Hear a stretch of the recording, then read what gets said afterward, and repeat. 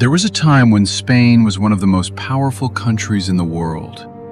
From a kingdom on the Iberian Peninsula, it became the center of an empire that stretched from Europe to the Americas and the Pacific. But the question is, how did Spain become so powerful? And why did an empire that was once so vast eventually shrink and fall? To understand the rise and fall of Spain, we need to go back to the beginning, to a land that was repeatedly conquered, divided, and rebuilt by different kingdoms and cultures. This is the more than 2,000-year history of Spain.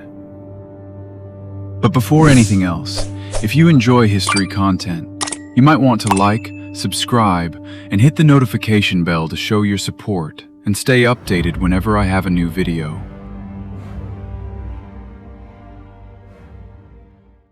Thousands of years before the age of kings and emperors, communities had already emerged on the Iberian Peninsula. Its early populations did not belong to a single culture. In different parts of the peninsula, diverse communities developed, each with their own languages, traditions, and political systems.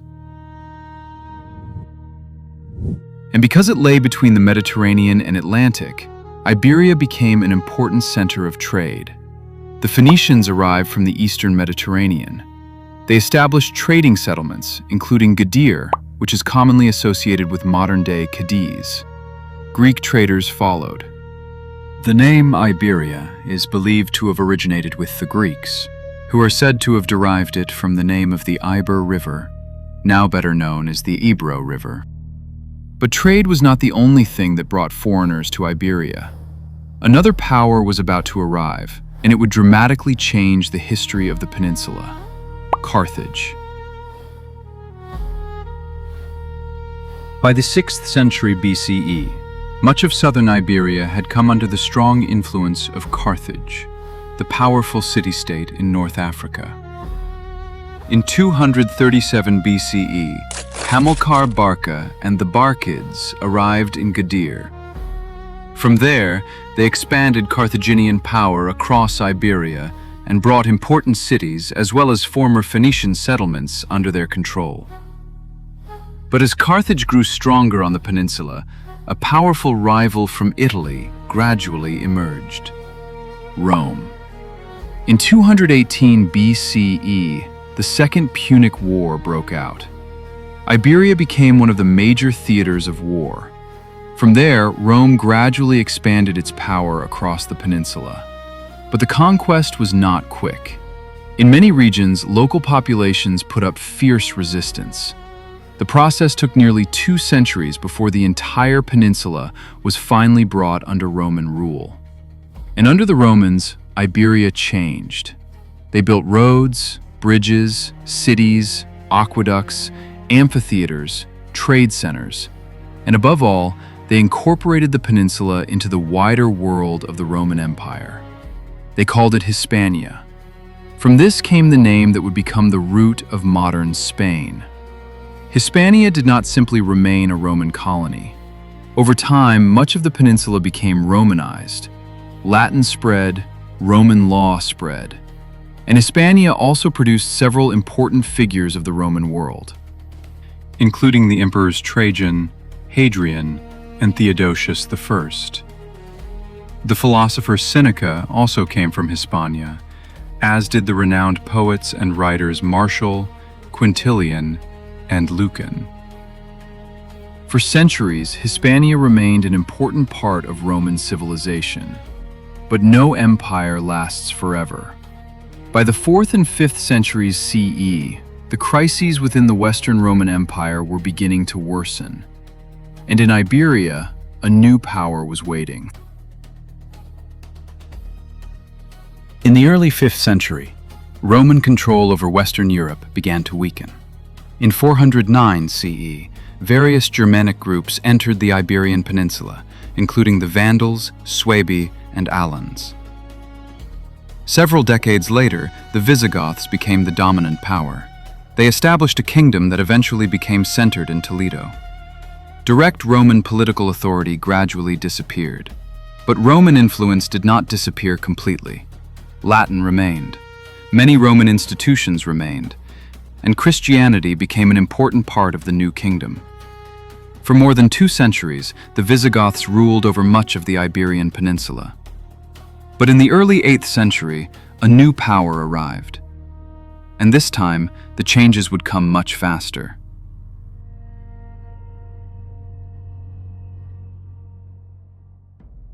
After the fall of the Western Roman Empire, the Iberian Peninsula did not immediately become a unified kingdom. For several centuries, it was ruled by the Visigoths. But by the early 8th century, their kingdom had weakened because of conflicts within the aristocracy and struggles over leadership. Meanwhile, across the Mediterranean, Muslim states were rapidly expanding. After the rise of Islam in Arabia in the 7th century, the new religion and Muslim states spread across much of the Middle East and North Africa. By the early 700s, Muslim forces had reached the Maghreb, or much of North Africa. And from there, their attention turned toward the Iberian Peninsula. In 711 CE, a force made up of Berber and Arab soldiers under Tariq ibn Ziyad crossed the Strait of Gibraltar. The name of the place is associated with the Arabic Jabal Tariq, meaning Mountain of Tariq. Eventually, it became known as Gibraltar. This was not simply the arrival of an army in an empty land. On the other side stood the Visigothic kingdom, which was already facing political instability and a struggle for the throne. After the initial victories of the Muslim forces, their control rapidly expanded across much of the peninsula. Within just a few years, the Visigothic political order had collapsed in many areas. But this did not mean that the entire Iberian Peninsula immediately became Muslim.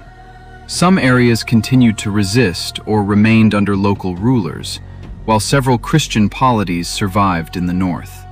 Meanwhile, across much of southern and central Iberia, a new society emerged that would become known as Al-Andalus. Over the following decades, Al-Andalus went through various forms of government. In 756, Abd al-Rahman I established an independent emirate in Córdoba, and in 929, Abd al-Rahman III proclaimed the Caliphate of Córdoba.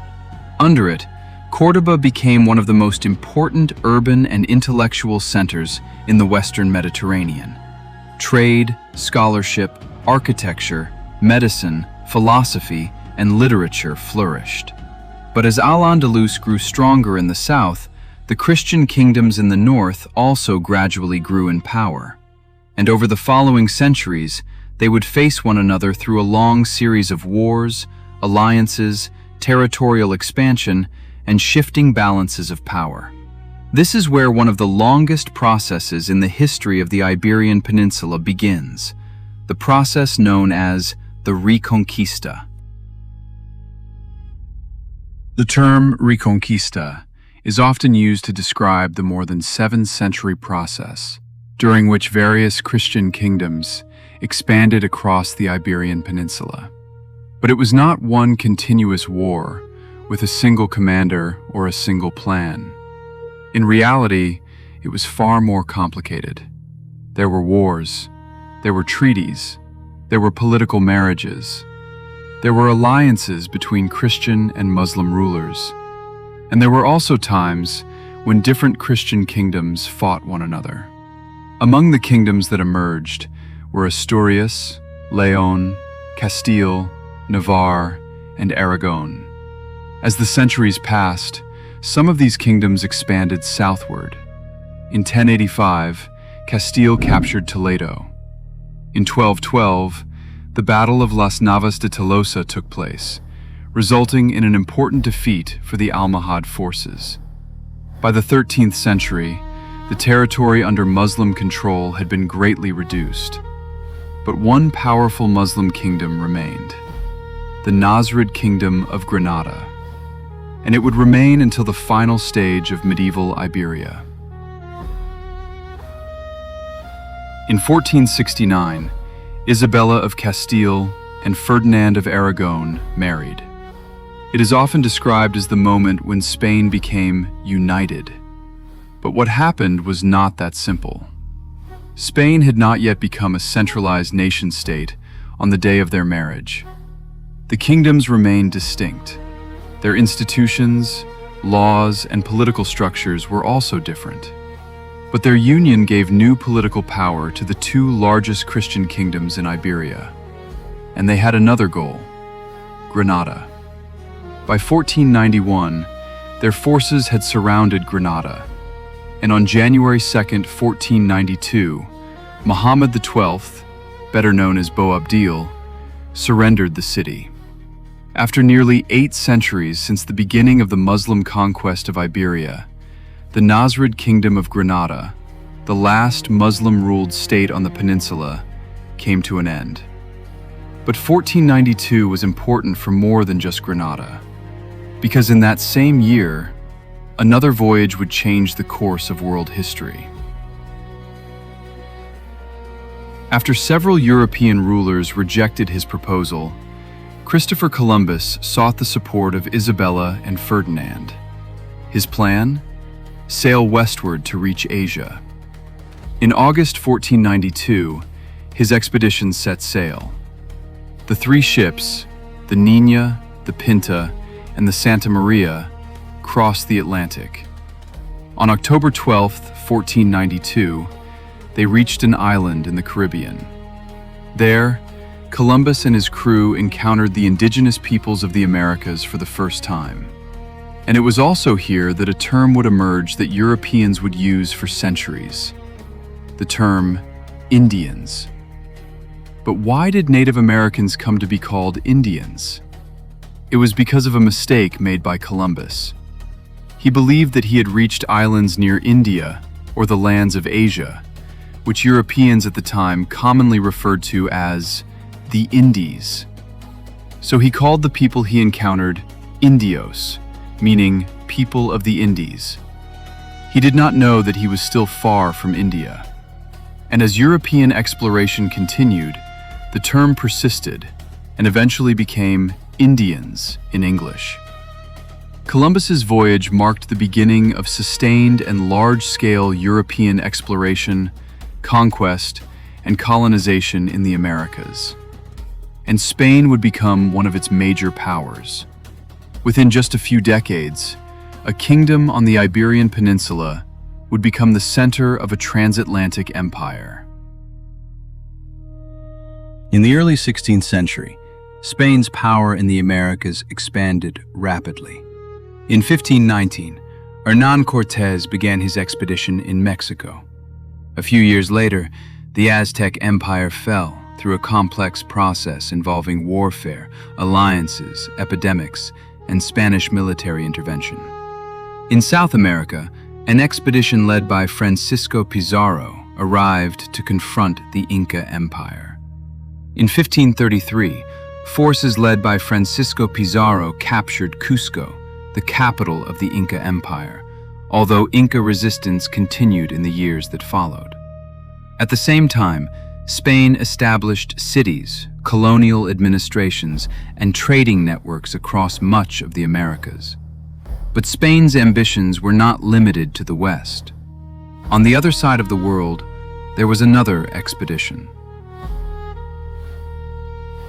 In 1521, the expedition led by Ferdinand Magellan reached the archipelago now known as the Philippines.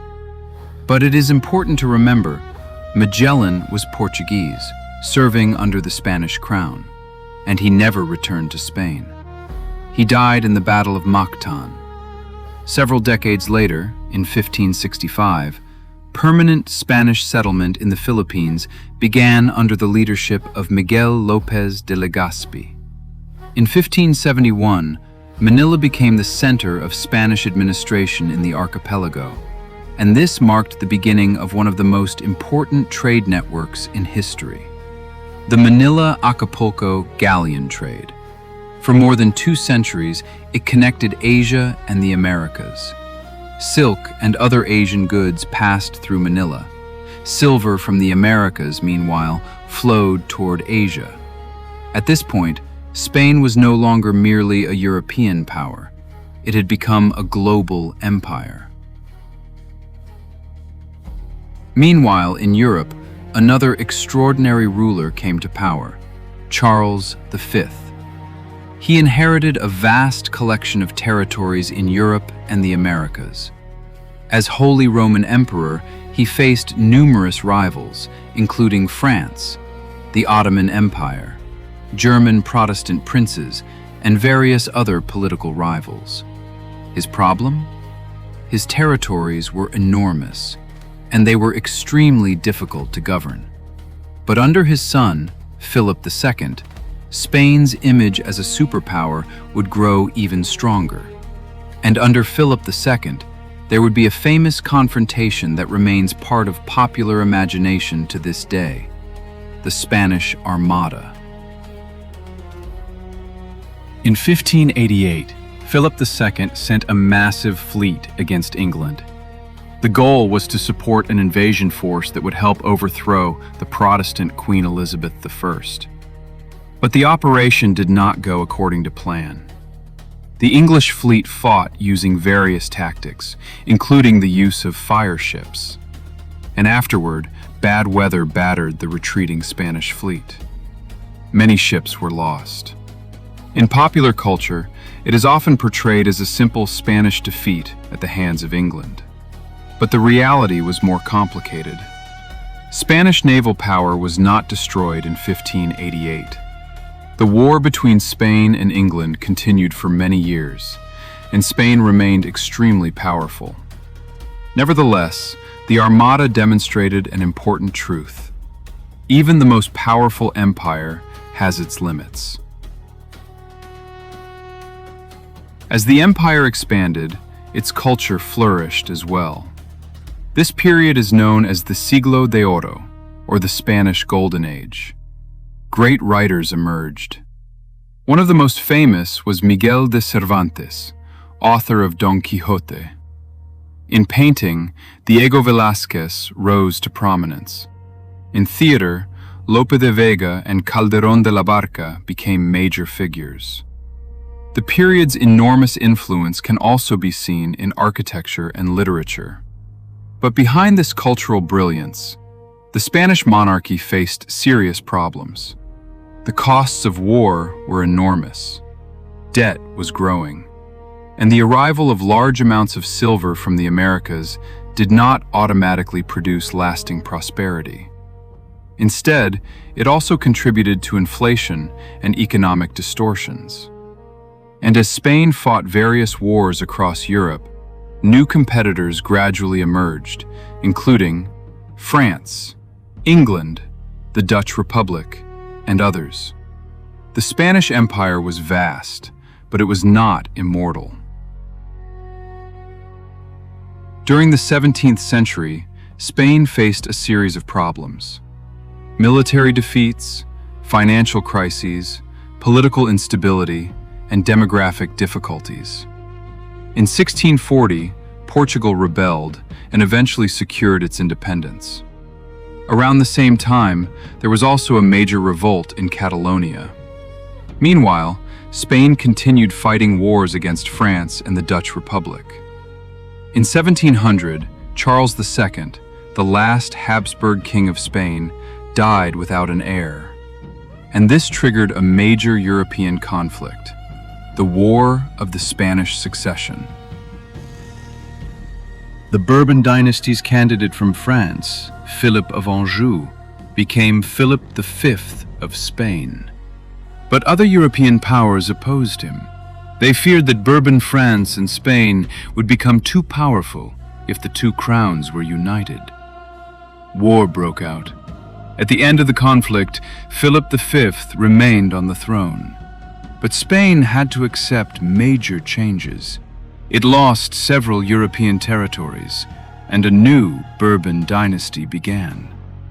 Under the Bourbons, various administrative and economic reforms were introduced. Government became more centralized, and the monarchy attempted to restore the state's former strength. But a new threat was about to emerge from the north, and its leader was a man who would transform Europe. In 1807, French troops entered the Iberian Peninsula under an agreement aimed at invading Portugal. But by 1808, this had turned into France's direct seizure of control over Spain.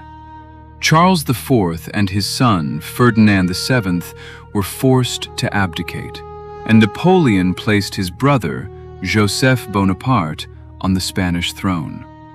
But much of the population refused to accept this. On May 2, 1808, an uprising erupted in Madrid.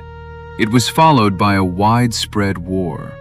The Peninsular War became one of the most difficult campaigns of the Napoleonic Wars. Spanish, British, and Portuguese forces fought against the French army. At the same time, guerrilla warfare became a symbol of resistance.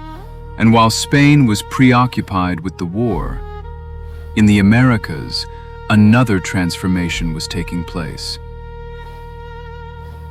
In the early 19th century, a series of independence movements began across Spanish America. In different regions, leaders such as Simón Bolívar and José de San Martín emerged.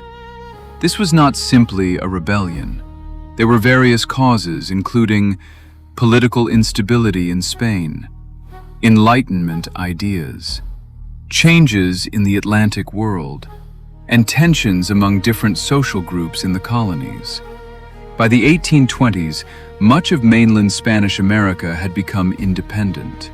The once vast empire had shrunk dramatically, but several important colonies remained. These included Cuba, Puerto Rico, and the Philippines.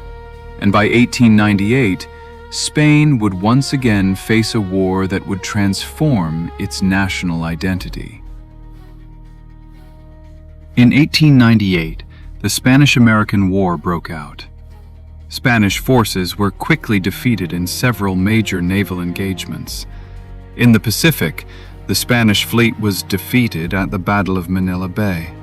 In the Caribbean, the Spanish naval forces were also defeated. Under the Treaty of Paris of 1898, Spain relinquished its sovereignty over Cuba, while the United States acquired Puerto Rico, Guam, and the Philippines. Cuba remained under American military occupation until the establishment of the Republic of Cuba in 1902. For Spain, this was more than just the loss of territories. It was a psychological shock. A country that had once ruled much of the Americas and possessed territories in Asia had suddenly become a European power without its former global empire. Some Spanish intellectuals described 1898 as a national crisis, and from this emerged a growing debate. What was Spain? What was wrong with the country? And how could it recover? Spain entered the 20th century facing deep problems. There were political divisions, social inequality, labor unrest, regional nationalism, and conflicts between monarchists, republicans, conservatives, socialists, anarchists, and other political movements.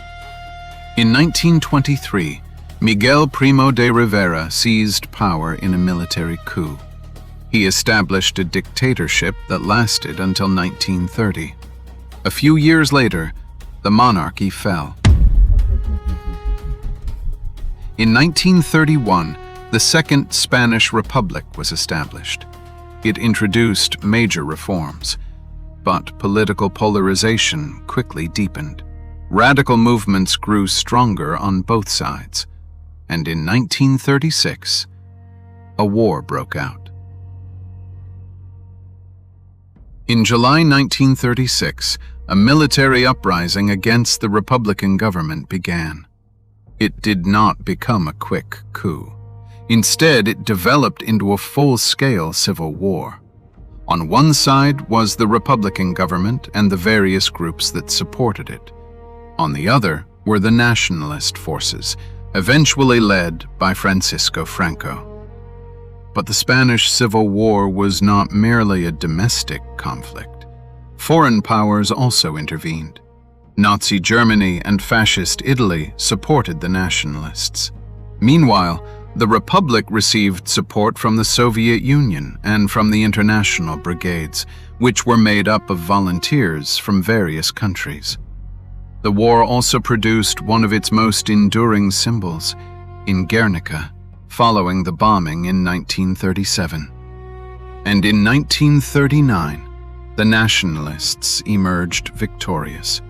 Franco became the leader of Spain, beginning one of the longest-lasting authoritarian regimes in modern European history. From 1939 to 1975, Francisco Franco ruled Spain. The early years of his regime were marked by political repression, censorship, and economic isolation. Spain did not formally enter World War II, although it had clear sympathies and ties with the Axis powers. It also sent Spanish volunteers to fight against the Soviet Union as part of the Blue Division. After World War II, the Franco regime became diplomatically isolated, but the situation changed during the Cold War. As tensions between the United States and the Soviet Union grew, Spain's strategic position became more important. Spain and the United States reached an agreement in 1953.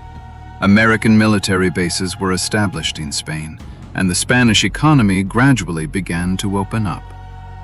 During the 1950s and 1960s, rapid economic development began. Industry grew, tourism expanded, and the number of foreign visitors increased. But the authoritarian political system remained, until 1975 arrived.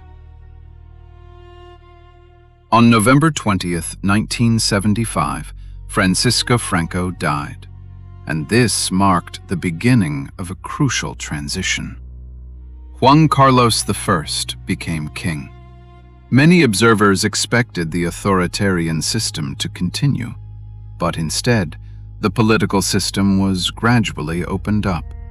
Various political parties were legalized, elections were held, and in 1978, a new constitution was approved.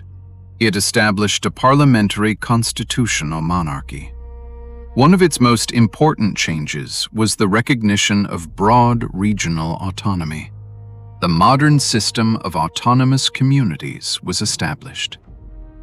The transition was not easy. There was political violence. There was also an attempted military coup in 1981, but it failed, and the democratic transition continued. In 1986, Spain joined the European Economic Community, which later became part of the European Union. From a once isolated dictatorship, the country gradually became an integrated European democracy. Spain today is very different from the Spain of kings, conquistadors, and empire. It is a modern European democracy, but across the country, traces of more than 2,000 years of history can still be seen, from Rome and Al-Andalus to the Christian kingdoms and the vast Spanish Empire.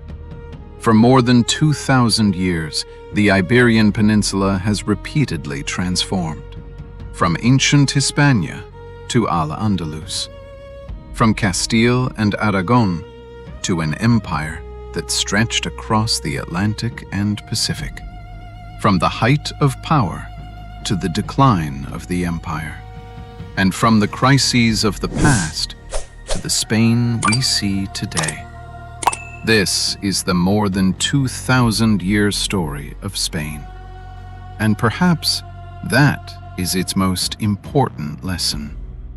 The history of a country is never truly finished. It continues to be shaped by every generation. If you enjoyed this short documentary, don't forget to like, subscribe, and share it to show your support and help me create more content like this.